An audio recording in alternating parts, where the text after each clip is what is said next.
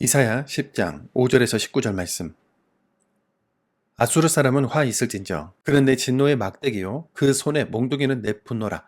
내가 그를 보내어 경건하지 아니한 나라를 치게 하며 내가 그에게 명령하여 나를 노하게 한 백성을 쳐서 탈취하며 노략하게 하며 또 그들을 길거리에 진흙같이 짓밟게 하려 하거니와 그의 뜻은 이같이 아니하며 그의 마음의 생각도 이같이 아니하고 다만 그의 마음은 허다한 나라를 파괴하며 멸절하려 하는도다. 그가 이르기를 내 고관들은 다 왕들이 아니냐. 갈로는 갈그미스와 같지 아니하며 하맛은 아르밧과 같지 아니하며 사마리아는 다메섹과 같지 아니하냐. 내 손이 이미 우상을 섬기는 나라들에 미쳤나니 그들의 조각한 신상들이 예루살렘과 사마리아의 신상들보다 뛰어난느니라. 내가 사마리아와 그의 우상들에게 행함같이 예루살렘과 그의 우상들에게 행하지 못하겠느냐 하는도다. 그러므로 주께서 주의 일을 시온산과 예루살렘에 다 행하신 후에 아수르 왕의 완악한 마음의 열매와 높은 눈의 자랑을 벌하시리라. 그의 말에 나는 내 손의 힘과 내 지혜로 이 일을 행하였나니 나는 총명한 자라. 열국의 경계선을 걷어치웠고 그들의 재물을 약탈하였으며 또 용감한 자처럼 위에 거주한 자들을 낮췄으며 내 손으로 열국의 재물을 얻은 것은 새 보금자리를 얻음 같고 온 세계를 얻은 것은 내버린 알을 주움 같았으나 날개를 치거나 입을 벌리거나 지저귀는 것이 하나도 없었다 하는도다. 도끼가 어찌 찍는 자에게 스스로 자랑하겠으며 톱이 어찌 켜는 자에게 스스로 큰 체하겠느냐. 이는 막대기가 자기를 드는 자를 움직이려 하며 몽둥이가 나무 아닌 사람을 들려함과 같음이로다. 그러므로 주 만군의 여호와께서 살찐 자를 파리하게 하시며 그의 영화 아래에 불이 붙는 것 같이 맹렬히 타게 하실 것이라. 이스라엘의 빛은 불이 되고 그의 거룩하신 이는 불꽃이 되실 것이니라.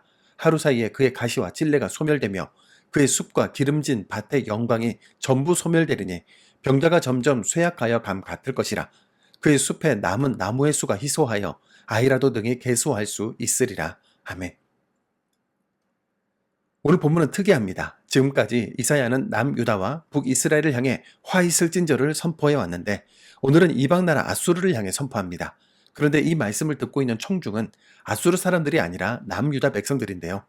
왜 하나님은 유다 백성들에게 아수르의 심판을 들려주시는 것일까요? 그 안에 오늘 우리가 들어야 할 메시지가 있습니다. 하나님은 아수르를 이렇게 부르십니다. 내 진노의 막대기요 그 손에 몽둥이이다. 당시 최강대국 아수르가 열국을 정복하며 세력을 확장하는 것이 겉으로 보기엔 국제정세와 힘의 논리처럼 보이지만 실상은 하나님께서 아수르를 들어 쓰신 것이라는 말씀입니다. 오늘 말씀은 우리에게 일상적으로 일어나는 일들이 실은 하나님의 통치와 일하심의 결과라고 말해줍니다. 열강의 각축전도, 나라들의 흥망성쇠도, 더 좁게 보면 한 사람의 인생과 삶도 결국 하나님의 손을 벗어나지 않죠. 그런데 문제가 생겼습니다. 하나님의 막대기로 쓰임받은 아수르가 교만해진 겁니다. 그들의 말을 들어봅시다. 내 고관들은 다 왕들이 아니냐? 내가 사마리아와 그의 우상들에게 행함같이 예루살렘에 행하지 못하겠느냐? 갈그미스를 정복했으니 갈로도, 아르밧을 정복했으니 하맛도, 다메섹을 정복했으니 사마리아도 쉽게 무너뜨렸다는 자랑입니다. 실제로 그들의 정복 목록은 정말 화려했습니다. 그러니 예루살렘 하나쯤 더 정복하는 것은 일도 아니라는 거죠. 13절 14절의 교만은 절정에 달합니다. 나는 내 손의 힘과 내 지혜로 이 일을 행하였나니 나는 총명한 자라. 내가 온 세계를 얻은 것은 내버린 알을 주움 같았다. 새 둥지에서 알을 줍듯 세상을 얻었다는 겁니다. 하나님은 내가 그를 보냈다고 하시는데 아수르는 내가 했다고 말하고 있으니 이 어긋남이 바로 교만의 본질 아니겠습니까? 이에 대한 하나님의 반문이 15절입니다. 도끼가 어찌 찍는 자에게 스스로 자랑하겠으며 톱이 어찌 켜는 자에게 스스로 큰 체하겠느냐. 도끼와 톱은 사람의 손에 들려 사용될 때만 비로소 그 힘을 발휘합니다. 도끼가 나무를 찍고 나서 내 실력이 대단하다고 자랑한다면 그것이 얼마나 우스운 일입니까? 막대기가 오히려 자기를 든 사람을 조종하려 한다면 주객이 완전히 전도된 것입니다. 그런데 바로 그 교만한 인간이 이렇게 살아가고 있습니다. 쓰임받은 것을 자기가 한 것으로 착각하는 것이죠. 하나님은 분명히 선을 그으시는데요. 12절입니다. 주께서 주의 일을 시온산과 예루살렘에 다 행하신 후에 아수르 왕의 완악한 마음의 열매와 높은 눈의 자랑을 벌하시리라. 아수르를 사용하시는 것은 유다를 징계하시는 그 일까지입니다. 그 후에는 교만해진 아수르를 심판하겠다 하십니다. 이 예언대로 아수르 제국은 주전 612년 바벨론에 의해 수도 니느웨가 함락되면서 역사 속에서 사라졌습니다.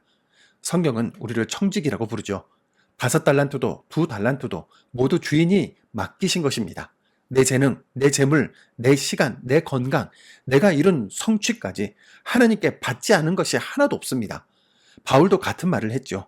내게 있는 것 중에 받지 아니한 것이 무엇이냐? 그런데 맡겨진 것을 마치 내 것처럼 여기고 이룬 것을 내 힘으로 한 것처럼 자랑한다면 우리는 아수르와 다를 것이 없습니다. 도끼가 주인에게 자기 힘을 자랑하는 것이죠. 오늘 두 가지를 마음에 새기기 원합니다. 첫째, 세상 역사의 주관자는 하나님이십니다. 이해할 수 없는 시대의 경랑도 하나님의 손 안에 있습니다. 둘째, 우리는 도구요, 청직입니다. 쓰임받는 것 자체가 은혜이지 자랑의 근거가 아닙니다. 맡기신 것으로 주인에게 영광을 돌리는 삶, 그것이 청지기의 바른 자리임을 알고 주어진 자리에서 참 주인이신 하나님만을 드러내는 우리가 됩시다. 역사의 주권자이신 하나님 아버지, 오늘 말씀 앞에서 저희의 교만을 내려놓습니다. 도끼가 찍는 자에게 자랑할 수 없고 톱이 켜는 자에게 큰 치할 수 없음을 깨닫습니다. 돌아보면 저희가 이룬 것이라 여겼던 모든 것이 실은 주님께서 맡기시고 이루신 것이었습니다. 받지 않은 것이 하나도 없는 인생인데 마치 내 힘으로 한 것처럼 여겼던 어리석음을 용서하여 주옵소서. 주님, 저희를 신실한 청지기로 살게 하여 주옵소서. 맡겨주신 재물과 시간과 재능을 주인이신 하나님의 영광을 위해 사용하게 하옵소서. 흔들리는 시대 속에서도 역사를 다스리시는 하나님의 손길을 신뢰하며 겸손히 그러나 담대히 오늘을 살게 하여 주옵소서. 예수님의 이름으로 기도합니다. 아멘.